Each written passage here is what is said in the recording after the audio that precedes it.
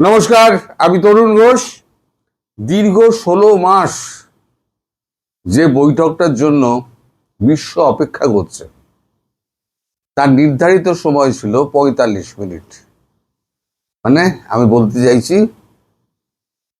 Donald Trump এবং নরেন্দ্র মোদীর যে সাইডলাইন বৈঠক G7 আজকে রাতের দিকে হওয়ার কথা।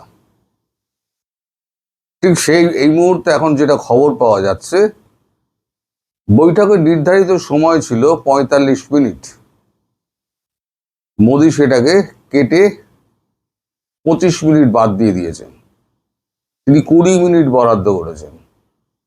কারণ হিসেবে দেখানো হয়েছে তার তড়িঘড়ি দেশে ফেরা উচিত, মানে দরকার, কারণ দেশের মধ্যে নানান সমস্যা রয়েছে, সেই জন্যই তাকে দেশে ফিরতে হবে। অতএব তার প্লেন ধরার তাড়ার জন্য তিনি 45 মিনিট সময় দিতে পারবেন না, মাত্র 20 মিনিটেই বৈঠক শেষ করতে হবে।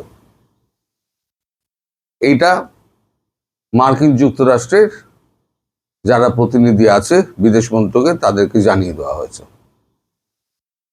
এগুলো হচ্ছে ট্রাম্পকে চাপ দেওয়া। 25 মিনিট এ তো আর আমাদের এমনি নর্মাল ফ্লাইট নয় যে টাইমেই ছাড়বে। আর এ তো হাই স্পিড প্লেন, আমাদের সাধারণ প্লেনের মতো নয় 800 কিলোমিটার/আওয়ার যাবে। এতে 1100-1200 কিলোমিটার/আওয়ারে দৌড়ায়। তো যাই হোক, এখন এটা জানার পর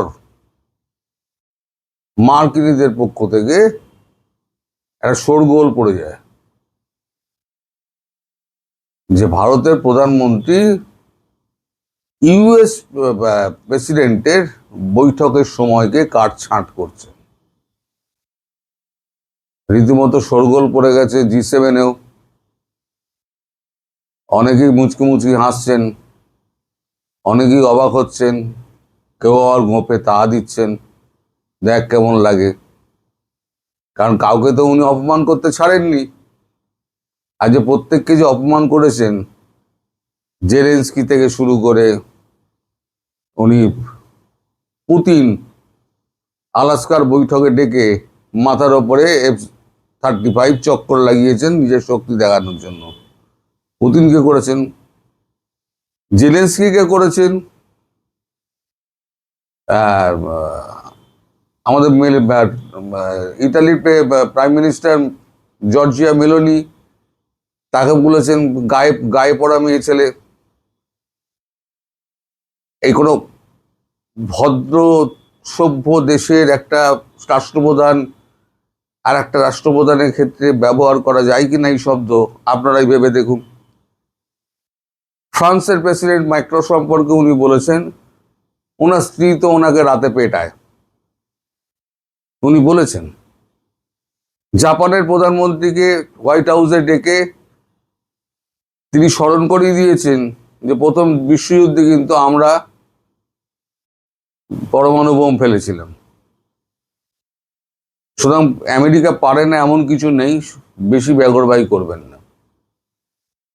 এই যে সবার প্রতি রাগ।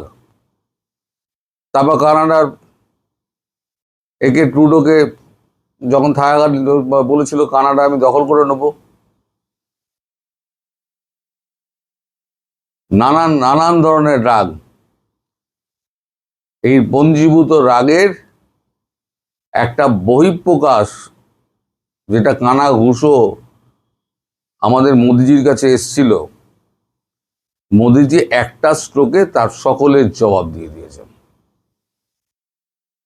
যে তুমি আমেরিকা হতে পারো, নাম্বার 1 হতে পারো, আমার কাছে তোমার 2 শিক্ষার দাম নেই, 2 শিক্ষার দাম নেই তোমার।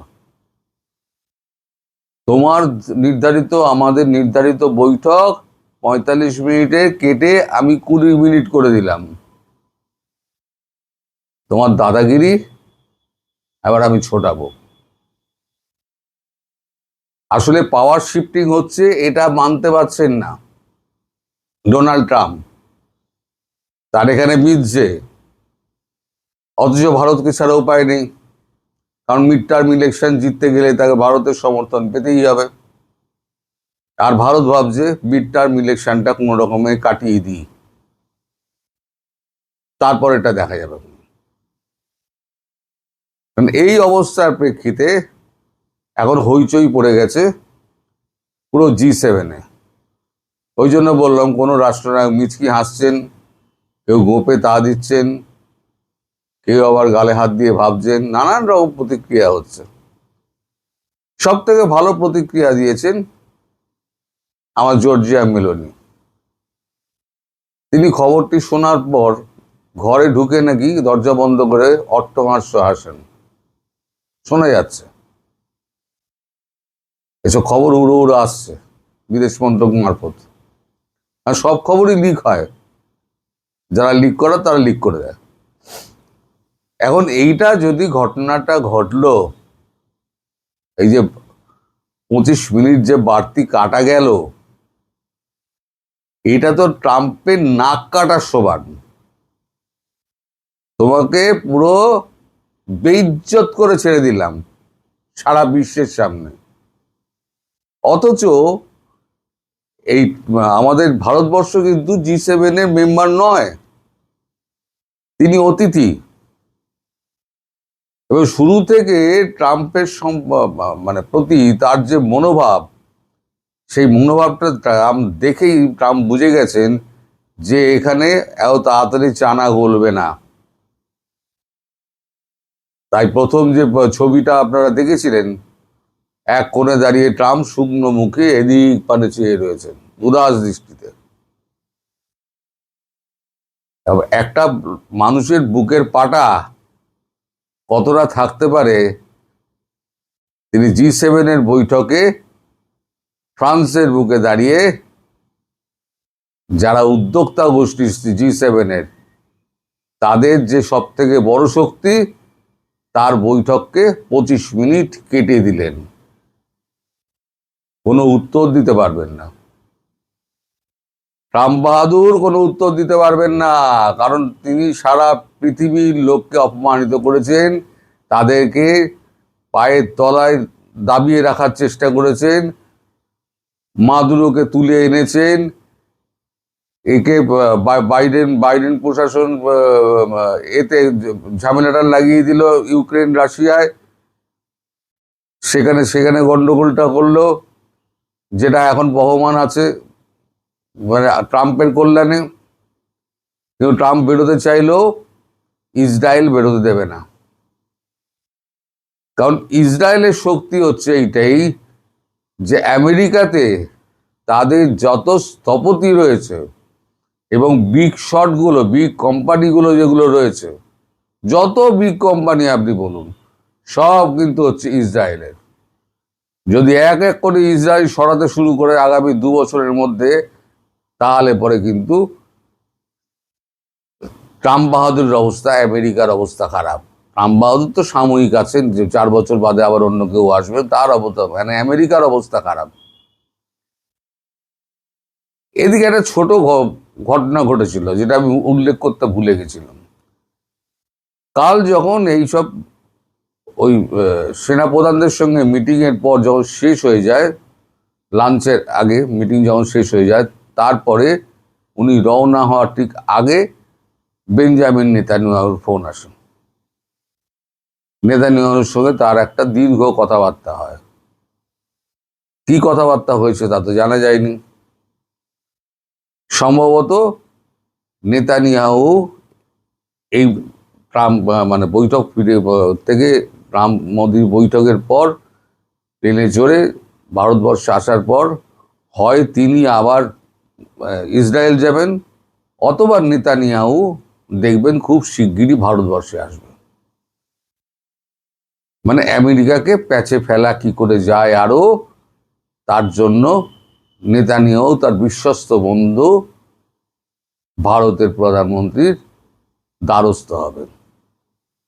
এবং খুব একটা অবাক হবেন না যদি দেখেন 2-3 বছরের মধ্যে মানে ওই আমেরিকান কোম্পানিগুলো, সে আপনার হোয়াটসঅ্যাপ থেকে, ফেসবুক থেকে, ইউটিউব থেকে শুরু করে, তারপরে তো আপনার ইউচার্ট ফিউচার যা যা আছে, সব কিন্তু হচ্ছে ওই ইসরায়েলের। 2-3 বছরের মধ্যে হয়তো ভারতবর্ষে শিফট করে দিতে পারে, তাহলে আমেরিকা খোকলা হয়ে যাবে। মানে আমেরিকাকে ভেতরে ভেতরে খোকলা করে দাও, ভেতরে ভেতরে মানে একদম একই তো ঋণের চাপ, তারপর একেবারে ভেতরে ভেতরে খোকলা করে দাও। এটা হয়তো ভবিষ্যতে হতে পারে। আজকে আমি বলে দিলাম, এটা ভবিষ্যতে মিলিয়ে নেবেন যেটা এটা হতে চলেছে। নরেন্দ্র মোদী এত তড়িঘড়ি এইরকম বড় সিদ্ধান্ত নিতে পারতেন না। নিশ্চয়ই ভেতরে ভেতরে অনেক বড় খেলা চলছে, এবং সেটা হবে ট্রাম্পের নাকের ডগায় হবে, এবং নাকটা একবার কাটা যাবে। তবে কি হয় দেখা যাক, মিটিংটাই কি হয় সেটাই বা দেখা যাক। এখন 20 মিনিটের মিটিংটা যদি এখন 10 মিনিটে শেষ করে দেন, সেটাও অসম্ভব হওয়ার কিছু নেই। মানে কোনো কিছু অবাক হবেন না। এখন মোদি যেভাবে চালিয়ে খেলছেন, 4-6 মারছেন, কোনো কিছুই অবাক হওয়ার কিছু নেই। সবাই ভালো থাকবেন, সুস্থ থাকবেন, সাবধানে থাকবেন। নমস্কার।